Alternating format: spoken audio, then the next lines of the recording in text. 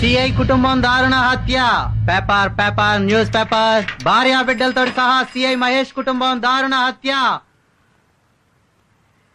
నమస్కారం మాస్టారు. నా పేరు సత్యనారాయణ. కొత్తగా రాజకీయ పార్టీ పెట్టాను. అందుకని గ్రామీణ స్థాయి నుండి ప్రజల్ని కలుసుకుందామని వచ్చాను. ఈ దేశంలో జనాభా ఎంత ఉందో జెండాలన్నీ ఉన్నాయి. కొత్తగా జెండా ఎత్తి ఎవరిని ఉద్ధరిద్దామని? లేదండి, మంచి సిద్ధాంతాలతో పార్టీ పెట్టాను. అంటే చెత్త సిద్ధాంతాలతో కూడా పార్టీలు ఉంటాయా? కాదండి, కొత్త ఆలోచనతో వచ్చాం. ఏంటో అంత కొత్త ఆలోచన? రాజకీయ ప్రక్షాళన. రాజకీయాల్లో ఉన్న వాళ్ళు ముసలి వాళ్ళయ్యారు, పార్టీలు ముసలెడ్లయ్యాయి. రాజకీయాల్లో అవినీతి పరులు, గూండాలు ఎక్కువయ్యారు.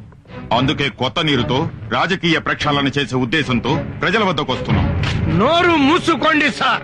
పార్టీ పెడుతూనే దేశంలో పార్టీలన్నీ తిరుగుతున్నారు. అంటే మీది బుద్ధిమంతుల పార్టీ, మిగతావన్నీ బుద్ధి గట్టి తినే పార్టీలేనా? జరగాల్సింది రాజకీయ ప్రక్షాళన కాదు సార్, ప్రజా ప్రక్షాళన. మార్చాల్సింది రాజకీయ నాయకుల్ని కాదు, రాజకీయాన్ని కాదు, మమ్మల్ని, ప్రజల్ని. మాకు తెలీదా? రౌడీలు, గూండాలు ఎమ్మెల్యేలుగా, ఎంపీలుగా అసెంబ్లీలోకి, పార్లమెంట్ లోకి వెళుతున్నారని మాకు తెలీదా? ఎందుకు ఓటేస్తున్నావు? ఎలా ఓటేస్తున్నావు? 100 తీసుకుని ఓటేస్తున్నావు, మందు తీసుకుని ఓటేస్తున్నావు, చీర తీసుకుని ఓటేస్తున్నావు. ఈ మధ్య కొత్త ట్రెండ్ మొదలెట్టాం, కుంకుమ పరిణాలు తీసుకుని ఓటేస్తున్నావు. ఇంకా చెప్పమంటారా? కులం పిచ్చి. కులం మీద ప్రేమతో కమ్మడికి, కాపు కాపుకి, రెడ్డి రెడ్డికి, బీసీ బీసీకి, ఎస్సీ ఎస్సీకి, ఎస్టీ ఎస్టీకి గుర్తేసుకున్నాం. అంతేగాని వీడు మంచాడు, నిజాయితీ పరుడు, పుత్తలపల్లి సుందరలాగైతున్న అసెంబ్లీకి పంపిస్తే మన బతుకులు బాగుంటాయని ఒక్కడు ఆలోచించట్లేదు సార్. నేను హిందువుని, నేను ముస్లింని, నేను క్రైస్తవుని గర్వంగా చెప్పుకున్నాడు గాని నేను మనిషిని అని ఒక్కడు కూడా చెప్పుకోవటం లేదు. ఈ దేశం నిండా ఓటర్లున్నారు, మనుషులు లేరు. ఇంకా ఈ దేశం నిండా ఏముందో చెప్పమంటారా? ప్రజాస్వామ్యం ఉంది, ప్రభుత్వాలున్నాయి, పత్రికలున్నాయి, డాక్టర్లు ఉన్నారు, నక్సలైట్లున్నారు, టీచర్లున్నారు, కార్మికులున్నారు, కర్షకులున్నారు, మేధావులున్నారు, అందరూ ఉన్నారు. మనుషులు తప్ప. మనుషుల్ని తయారు చేయండి సార్, సొసైటీ బాగుపడుతుంది. మమ్మల్ని చైతన్యవంతుల్ని చేస్తేనే ఈ సొసైటీ బాగుపడుతుంది. మమ్మల్ని మార్చటానికి రండయ్యా. మమ్మల్ని మనుషులుగా మార్చటానికి రండయ్యా.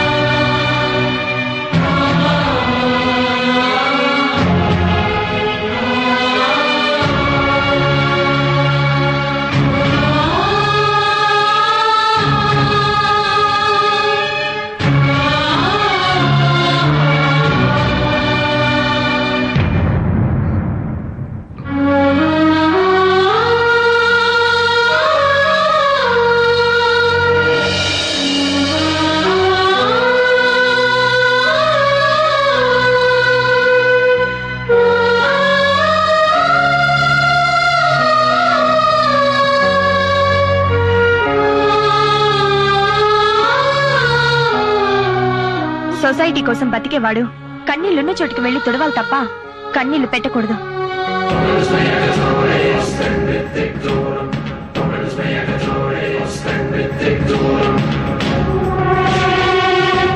భగవంతుడు అను నేను అడ్డదారులో గెలిచిన ఎమ్మెల్యేలు కాబట్టి ప్రజలకు వ్యతిరేకంగా, ప్రజానాశనం కోసం, స్వార్థంతో, ఆశ్రిత పక్షపాతంతో, క్యాస్ట్ ఫీలింగ్ తో పనిచేస్తానని, రాజకీయ విలువల్ని తుంగలో తొక్కుతానని, ప్రజల్ని దోచుకుంటానని, ఎలక్షన్ లో నేను సారా చీరల కోసం ఖర్చు పెట్టిన డబ్బులు తిరిగి జనాన్ని పీడించైనా సంపాదించుకుంటానని పబ్లిక్ గా చెప్తున్నాను.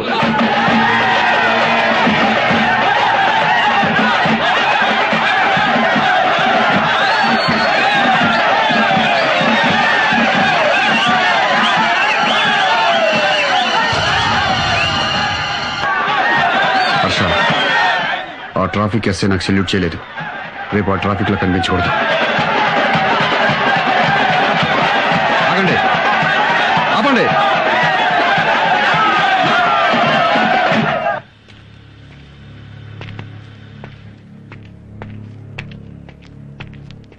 సార్ సార్ సార్ ఎమ్మెల్యే గారు కంగ్రాచులేషన్ సార్. మీరు ఎమ్మెల్యేగా గెలిచినందుకు నాకు చాలా ఆనందంగా ఉంది సార్. మీరు చాలా గ్రేట్ సార్. సార్ ఎక్కడికి వెళ్తున్నారు సార్?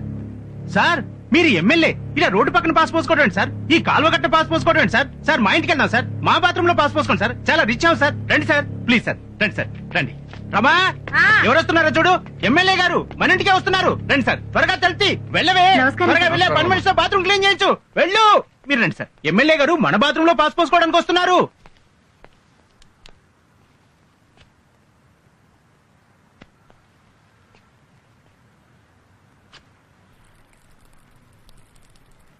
చిచ్చి ఇదేం పని?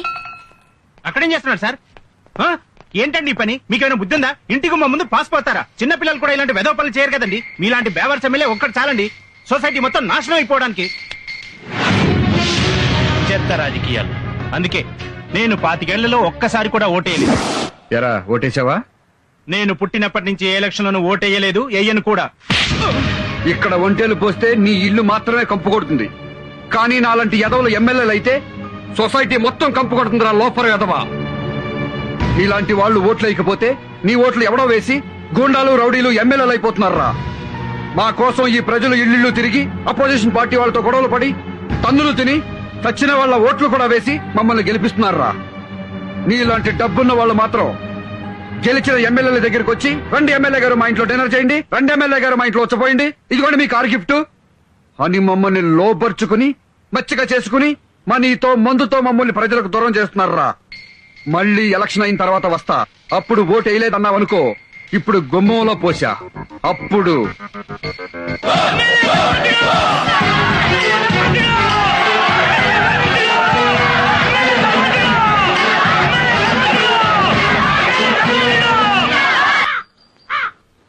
నమస్తే సార్. పాత గవర్నమెంట్ లో ఉన్న ఎస్ఐల్ని మార్చి మిమ్మల్ని అపాయింట్ చేయించుకున్నాను. Thank you sir. మా నిజాయితీలతో సంబంధం లేకుండా ఎమ్మెల్యేలు వాళ్ళకిష్టమైన పోలీస్ ఆఫీసర్లను వాళ్ళ నియోజకవర్గంలో వేయించుకోవడం వెరీ కామన్ సార్. ఎవరు పార్టీ రూలింగ్ లో ఉంటే వాళ్ళకి అనుకూలంగా పనిచేయడం, వాళ్ళకి అనుకూలంగా కేసులు పెట్టడం, ఇది పోలీసులకు కామనే అని పబ్లిక్ లో అండర్స్టాండింగ్ ఉంది సార్. ఒకవేళ మా పార్టీ కార్యకర్తలు తప్పు చేసినా నేరం చేసినా కేసు పెట్టరన్నమాట. అది understanding madam. Okay, best of luck. Thank you sir. MLA Bhagavanthulu గారు, ఎమ్మెల్యే భగవంతులు గారు. నమస్కారం బాబు. నమస్కారం అండి. అయ్యా తమరు ఎమ్మెల్యే అయిపోయారు, ఇక మా అందరి కష్టాలు తీరిపోయినట్టే బాబు. అదే కాగితాలు ఇటువంటి ఇటువంటి. అయ్యా మా బస్తీలో మీ బస్తీలో చికెన్ గున్యా ఉంది, అవును. మలేరియా ఉంది, అవును. కలరా ఉంది, అవును. రోడ్లు లేవు, అవును. కరెంట్ లేదు, అవును. Water problem. అవునయ్యా. ఇవన్నీ 3 నెలల్లో పూర్తి చేస్తాను. వెళ్లి 80 లక్షలు పట్టరా. 80 లక్షల దేనికయ్యా? ఈ పనులన్నీ చేయించడానికి. ఈ పనులను చేయించడానికి గవర్నమెంట్ ఉంది కదయ్యా. మరి నేను గవర్నమెంట్ కి చెప్తేనే కదా నా పనులు అయ్యేది. నేను గవర్నమెంట్ కి చెప్పడానికి నాకు అయ్యే ఫీజు 80 లక్షలు. మీరు ఎమ్మెల్యే అయ్యండి ఇంత డైరెక్ట్ గా లంచం అడుగుతారా?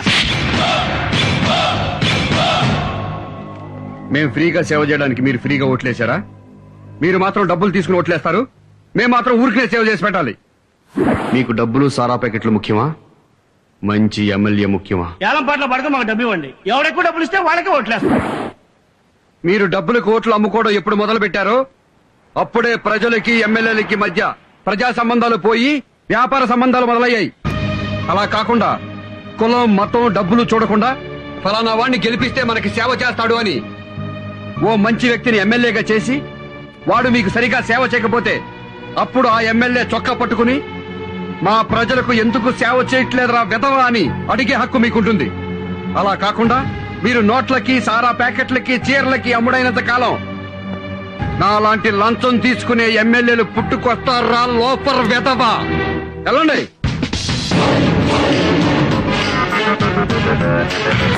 రాజా, ప్రజల్ని తిట్టావు, మళ్ళీ ఎలక్షన్ లో ఓట్లెలా వేస్తారు? 2 రోజుల ముందు మనం తిన్న కూర నీకు గుర్తుందా? లేదు. 2 రోజుల ముందు తిన్న కూర మనకు గుర్తులేదు. 4 ఏళ్ల తర్వాత వచ్చే ఎలక్షన్లకి నేను తిట్టిన బూతులు జనానికి గుర్తుండవు. నిజమా? 5 సంవత్సరాల పాలనలో 4 సంవత్సరాల 11 నెలల్లో ఏమీ పట్టించుకోకుండా చివరి నెలలో బ్యాంకు రుణాలు ఇప్పిస్తాం, ఫ్రీగా ఇల్లు ఇస్తాం, ఫ్రీగా గ్యాస్ ఇస్తాం, ఉద్యోగాలు కూడా ఇప్పిస్తామని ప్రజలకు చెప్తే చాలు, వాళ్లే ఓట్లేసి మనల్ని గెలిపిస్తారు. అంతెందుకు, ఈ రోజు నన్ను తిట్టుకుంటున్న ప్రజలతో రేపు జిందాబాద్ కొట్టించుకుంటా. రేపు నీ బర్త్డే, రేపే క్యాబరే ఓపెనింగ్. ఆ ఫంక్షన్ లోనే జనం మెంటాలిటీ ఎలా ఉంటుందో చూపిస్తా. రుచిదేవి గారి నాయకత్వం. మర్యాదగా చెప్తే వినిపించుకోకుండా గొడవ చేశారంటే ఒక్కొక్కరిని కాల్చి పారేస్తారు. పర్మిషన్ లేదని చెప్పాను. రుచిదేవి గారి బర్త్డేకి మాకు పర్మిషన్ ఏంటండి?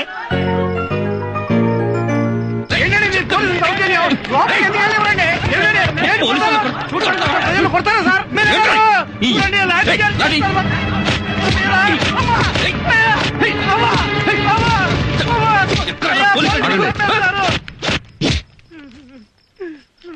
ఏం జరిగింది? మేడం గారికి హ్యాపీ బర్త్డే చెప్పడానికి వస్తే మా మీద లాఠీ చార్జ్ చేస్తున్నారండి. వద్దని చెప్పినా వినిపించుకోకుండా పోలీసులే తోసేశారు సార్. అందుకే లాఠీ చార్జ్ చేశాను. ఇటండి. సార్ మీరు పబ్లిక్ సర్వెంటే కదా? Yes sir. పబ్లిక్ సర్వెంట్ అంటే ప్రజాసేవకుడు అనే కదా అర్థం? Yes sir. ప్రజలంటే ప్రజాస్వామ్యంలో దేవుళ్లతో సమానం. అవునా కాదా? అవును సార్. అవునని తెలిసినప్పుడు దేవుళ్ళని సేవకులు కొడతారా? సార్ అర్థమయ్యేలా చెప్తాను. ఆ లాఠీలు ఇవ్వండి. మీలో దెబ్బలెవరు తగిలాయి? నన్ను కొట్టారండి, మా ఆడవాళ్ళు అందరూ కూడా కొట్టారండి. మీ తరపున మీ ఆడోళ్ల తరపున పోలీసులు మిమ్మల్ని ఎలా కొట్టారో అలా వాళ్ళని కొట్టు.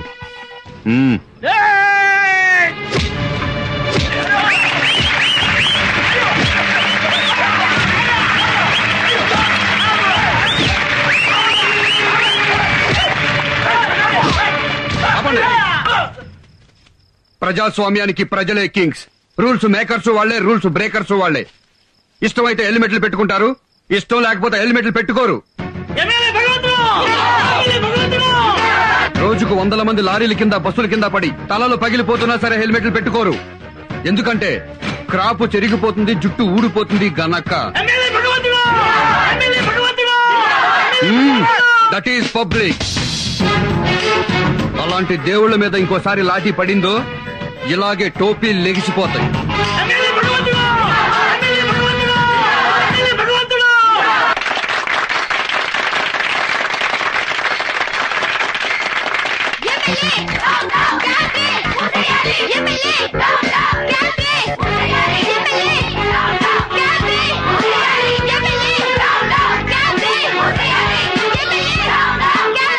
ప్రభుత్వం క్యాబినెట్ ఇప్పుడు బ్యాన్ చేసింది కదా, ఏ హక్కుతో మళ్ళీ మీరు క్యాబినెట్ ప్రారంభిస్తున్నారు? అది చట్టరీత్యా నేరం అని మీకు తెలీదా? లంచం తీసుకోవడం చట్టరీత్యా నేరం. అలాగని లంచం తీసుకోవడం మానేస్తున్నారా? వ్యభిచారం చేయడం చట్టరీత్యా నేరం. దేశంలో ఎక్కడ వ్యభిచారం జరగట్లేదా? చెప్పండి.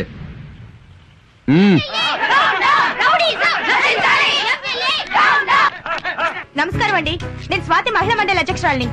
చెప్పండి అమ్మా. సార్, ఇక్కడ మోతీనగర్ లో ఎమ్మెల్యే క్యాబినెట్ ప్రారంభోత్సవం చేస్తున్నారు సార్. మీరు డయల్ చేసిన ఐడియా సెల్యులర్ నెంబరు ప్రస్తుతము పెద్దగా స్పందించుటలేదు. దయచేసి కాసేపు ఆగిన తర్వాత ప్రయత్నము చేయండి.